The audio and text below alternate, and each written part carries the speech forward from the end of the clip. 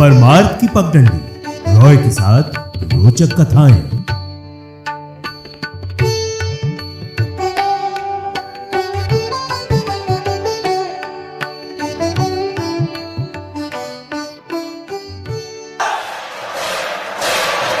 रॉय के साथ रोचक कथाओं की श्रृंखला में आज परमार्थ की पगडंडी पर हो रही है आपसे मुलाकात पुरी के जगन्नाथ धाम से।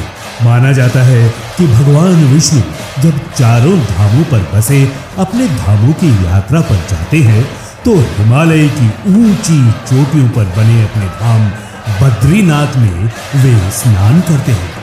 पश्चिम में गुजरात के द्वारिका में वस्त्र पहनते हैं, पुरी में भोजन करते हैं और दक्षिण में रामेश्वरम में विश्राम करते हैं। द्वापर युग के बाद भगवान श्री कृष्ण पुरी में निवास करने लगे और बन गए जग के नाथ अर्थात प्रभु जगन्नाथ। पुरी का जगन्नाथ धाम चार धामों में से एक है और यहाँ भगवान जगन्नाथ बड़े भाई बलभद्र और बहन सुभद्रा के साथ विराजते हैं। पौराणिक शास्त्रों के अनुसार ओडिशा या उत्कल प्रदेश का पुरी क्षेत्र पुराणों में जैसा कि बताया गया है इसे धरती का वैकुंठ माना गया है।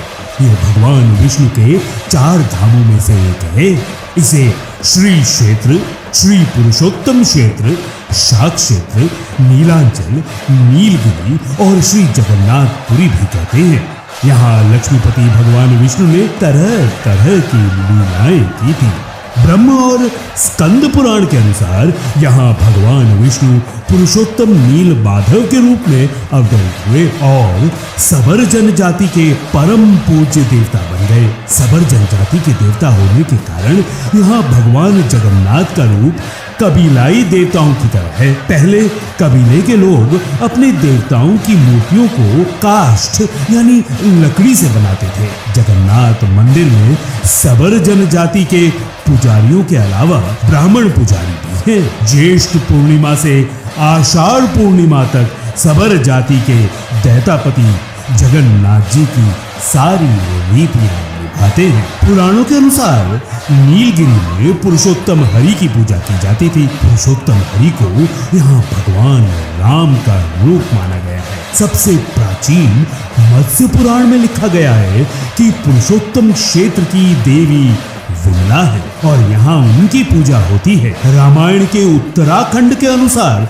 भगवान श्री राम ने रावण के भाई विभीषण को अपने इक्ष्वाकु वंश के कुल देवता भगवान श्री जगन्नाथ की आराधना करने को कहा था। आज भी पुरी के श्री मंदिर में विभीषण वंदापना की परंपरा कायम है। स्कंद पुराण में पुरी धाम का भौगोलिक वर्णन मिलता है। स्कंद पुराण के अनुसार पुरी एक दक्षिणवर्ती शंख की तरह है और ये 5 कोस यानी लगभग 16 किलोमीटर क्षेत्र में फैला है। माना जाता है कि इसका लगभग 2 कोस क्षेत्र बंगाल की खाड़ी में डूब चुका है। इसका उदर है समुद्र की सुनहरी रेत जिसे महोदधि का पवित्र जल धोता रहता है। सिर वाला क्षेत्र पश्चिम दिशा में है जिसकी रक्षा स्वयं महादेव करते हैं। शंख के दूसरे घेरे में भगवान शिव का दूसरा रूप ब्रह्म कपाल मोचन विराजमान है। माना जाता है कि भगवान ब्रह्मा का एक सिर महादेव की हथेली से चिपक गया था और वो यहीं आकर गिरा था। तभी से यहाँ पर महादेव की ब्रह्म रूप में पूजा करते हैं। शंख के तीसरे वृत्त में माँ विमला और नाभि स्थल में भगवान जगन्नाथ रथ सिंहासन पर विराजमान है। इस मंदिर का इतिहास भी बड़ा ही अनोखा है। इसका सबसे पहला प्रमाण महाभारत के वन पर्व में मिलता है।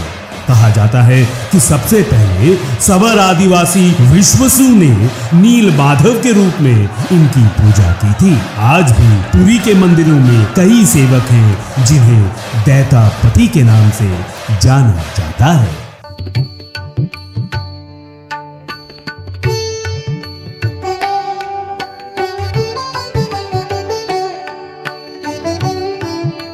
रॉय के साथ रोचक कथाएं, परमार्थ की पगडंडी।